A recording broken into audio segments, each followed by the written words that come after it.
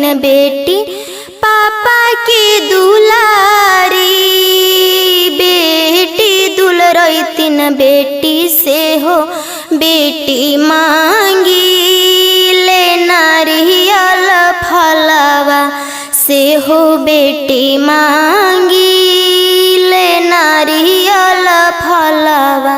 इतना बचन जब सुनलन कवन भैया, इतना बचन जब सुनलन कवन भैया, चली भैलन नारियल के उदेशवा। चली भैलन नारियल के उदेशवा। एक कोस गेलन भैया दुई कोस गईलन, तीसरे में मिली गईले सार बहनोइया। तीसरे में मिली गईले सार बहनोइया।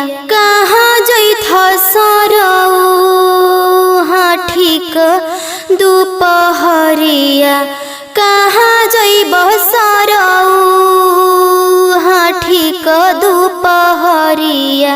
पापा की दुलारी बेटी दुलरई तीन बेटी पापा की दुलारी।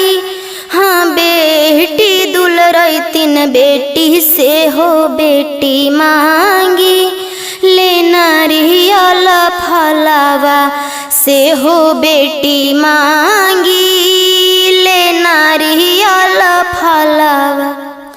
घूरा घूरा सरऊ हम देब नारियलवा।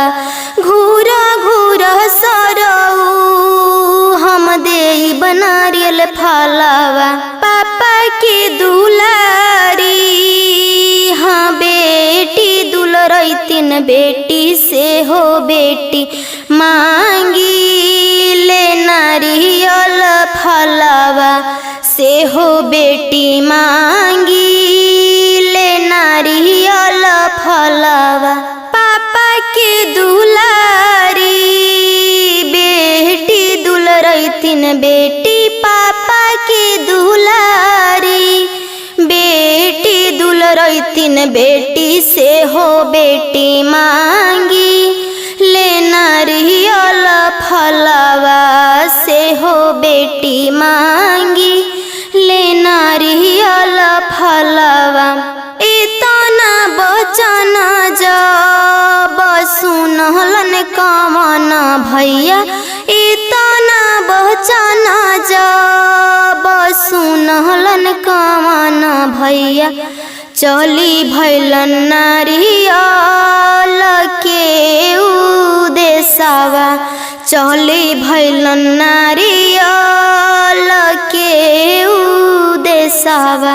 एक कोस गेलन भैया दुई कोस गेलन, तीसरे में मिली गईले सारे बहनोइया। तीसरे में मिली गईले सारे